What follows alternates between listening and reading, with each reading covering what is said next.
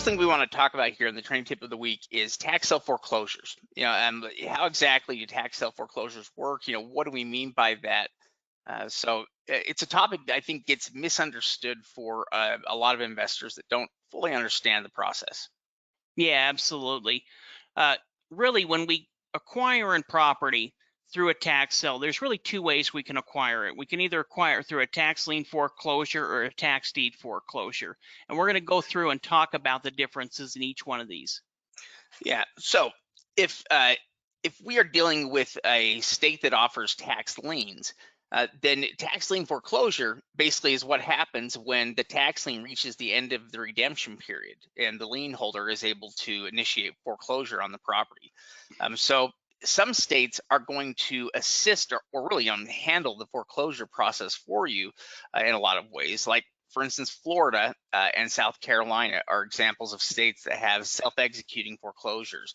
That essentially they're going to handle all of the foreclosure proceedings. All we have to do is fill out apply for a deed, or essentially let the county know that we're prepared to foreclose. Other states, though, are going to require you to do quite a bit more. They may not handle any part of it, and so you'll need to get an attorney so that you can handle the foreclosure of the property. Yeah, exactly. So in states like Arizona and Nebraska, in a non-self-executing states, and a lot of states are going to use this strategy. We're going to need to hire an attorney. We're going to need to contact them. It's probably going to cost at least a couple of $1,000s, probably between $2,000 to $4,000, and it can take anywhere between 2 to 3 months on the short end, up to 6 months. Generally, so it's going to take a time frame. And really, when it comes to tax lien foreclosure, we're really talking about a small percentage of properties.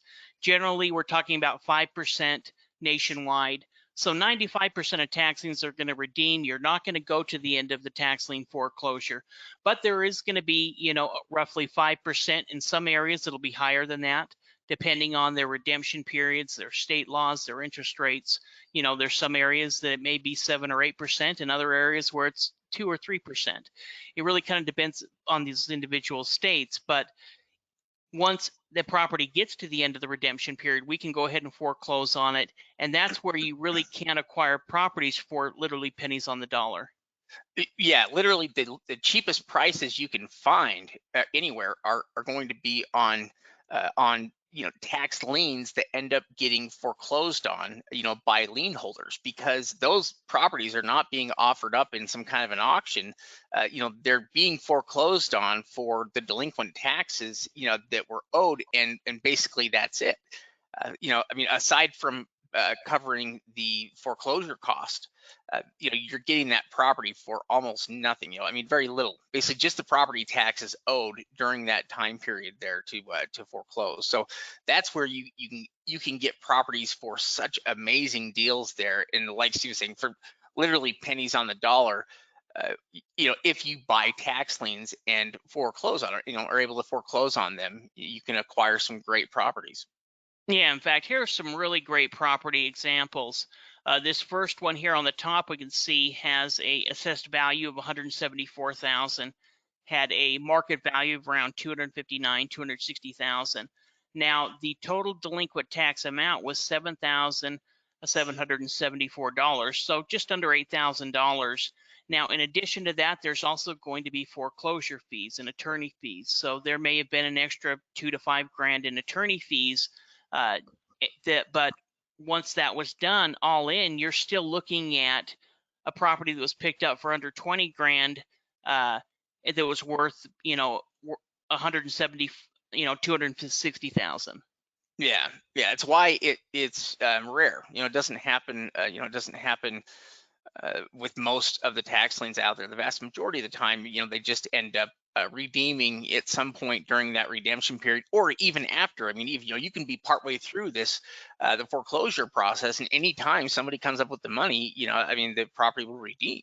So, you can take a property to foreclosure even, and still have it redeem, because they get that opportunity right up until right up until the foreclosure is completed. So, um, you know tax liens are one of the ways that you can acquire properties. But downside though, you could say, is that it's difficult to predict exactly which properties are going to lead to foreclosure and which ones are going to redeem. That's always a bit of a guess. There is another way though with tax sales that you can acquire properties, and that's through tax deed foreclosures. Yeah, yeah, absolutely. With tax deed foreclosures within these states, the county doesn't sell liens to the public. What they usually do is they wait until their redemption period is passed, or the amount of time frame that they allow before they foreclose. Generally, it's going to be probably 3 to 4 or 5 years. But once a property owner has been delinquent that time, the county will have sent out notices and let them know they're eventually just going to foreclose on the property and then offer up that property to tax deed auction. So when we're purchasing tax deeds, we're acquiring the property, we're buying the property itself. Yeah, it is a property sale, and the county is essentially just playing a little bit longer term, waiting process here while they are, waiting to get their money. They're just going to offer the properties themselves up though for auction, and then, use the money that way to recover and to pay off for the services that they need to offer. So generally, tax deed bidding is normally going to start, um, uh, you know, at the back taxes that are owed. Now, the foreclosure itself is usually handled by the county, but in some cases, law firms can assist some counties in doing it. Um, for us as investors, though, what we can normally take is that the bidding is usually going to start with everything is owed in back taxes and fees, and they are generally going to be offered in some kind of an auction format so that the public has the opportunity to buy it. It has to be fair. In other words, the county can't sell the tax sale properties. They couldn't sell the properties to somebody there, who had preference in the county. It has to be something that's offered publicly. Yeah, with most tax deeds, it's just going to be like any type of auction that you may have attended. They're going to start with an opening bid amount, and then the high bidder wins the property. Now, one thing to consider about tax deed investing is you're most likely going to need to have the cash on hand, whether that be certified funds, if not at the time of auction or after the auction, but within a short period of time afterwards. Now, some counties will allow a certain deposit down and then the rest to be paid within 24 or 48 hours. But you need to come up with the money within a relatively short period of time. In fact, when we were attending some over the last couple of years, as we went to Oklahoma for some of their tax deed auctions, after bidding on the property, you've got to take over the funds right there and purchase it right there once you went ahead and done winning the property. Yeah. In fact, some of the counties, yeah, some of the counties make it harder in some ways to pay. Yeah, there's some counties that have lots of cash. People actually showing up there with cash to pay. But most, you can get your deposit directly wired in and put money on the books so that it's a little bit easier to pay afterwards. So you don't have to scramble, and you can always get it back afterwards too if you don't buy anything. But yeah, let's take a look at examples here of some tax deeds. Yeah, in fact, these are just a couple of tax deed properties that we picked up a few years ago in Florida. The top property was picked up for 10 grand, had a value then at 52,000, and was renting out about $900 a month. And part of the reason we wanted to show these properties today is because since these were purchased a few years ago, the value on these properties has gone up significantly. That first property, we ended up just flipping it to somebody that had been renting the property, was able to do a quick flip. The bottom property and actually rented out for a period of 4 years. But during that time, not only was that property renting out, earning residual income every single month, so even within the first year and a half, it paid for itself. Uh, Yeah, it's going up in value. yeah, exactly. It was, over that time, it nearly went up double in value. Yeah, yeah, an excellent market, and yeah, there are tax deeds available, throughout the country. There are lots of areas there where the county will foreclose on the properties, and you can buy them up either from the auction, or if they don't sell at auction, those same properties will be offered in many cases over the counter, starting off just with what's owed, in back taxes. So there's opportunities there too. Yeah, definitely. So as far as tax liens, most tax liens aren't going to end up in foreclosure. Most are going to redeem, and you're just going to make back your money and your interest rate. Now, there's certain things you can do to increase your chances. For example, some of our coaching students were investing in some tax liens that were already into their redemption period. So it had a 3-year redemption period, and they're purchasing them a year and a half, 2 years into the redemption period. That's going to increase your chances because the longer the lien goes or the closer it gets to the redemption period, the higher chance you have of actually owning the property or going to the foreclosure. Yeah, yeah. The longer it goes without redeeming, the higher the chances are, that it could result in foreclosure.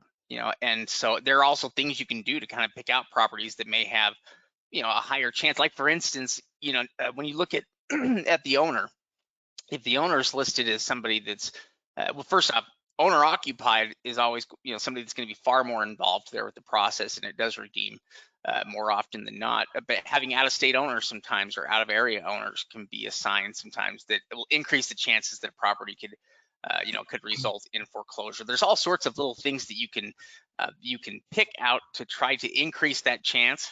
But ultimately, if it's just property that you want, there's always the tax deed auctions where you can just pick out properties starting off with what's owed, in their back taxes, and buy it outright. Yeah, in fact, just the properties we just looked at, that first property was somebody that had been renting the property for years, and the owner was an out-of-state investor. And then the next property was somebody who had it as a kind of a summer home, Florida home, and and had passed on. And so, both of those weren't necessarily, they were going to be more likely to foreclose on, which it did end up in a tax lien foreclosure that put them to the Florida deed sale. But they both were the type of properties that had a higher chance of going through the foreclosure because you had two property owners, one of them deceased, obviously, with not heirs, so there was nothing to really take care of. And then the other property where it was somebody who had rented the property, and if I remember, he'd almost kind of lost contact. He might have been living there for free for the last 6 months or a year or something, before purchasing it. Yeah, there's always interesting stories there around it. Now, uh, you know, it's different with, like, for instance, if we're dealing with redemption deeds that are offered in a few different places around the country, like Texas, and Georgia. Redemption deeds have a higher chance of ownership than just liens will. And so we've got to be careful. When we're buying redemption deeds, we have to treat that more like property ownership. Unlike liens, we don't always treat liens like we're buying a property outright, just because they have such a high chance of ownership. So they don't generally require the same level of due diligence. But we do want to check and make sure of a few things.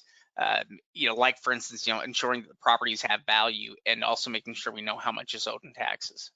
Yeah, yeah. Well, and once we purchased or acquired the property, whether it be through a tax lien foreclosure, whether it be through a redemption deed that has gone at the end of the redemption period, and now you have 100% ownership, and the ability to sell the property, or just through a regular tax deed that you automatically acquire the property once you've paid for it, they've recorded it.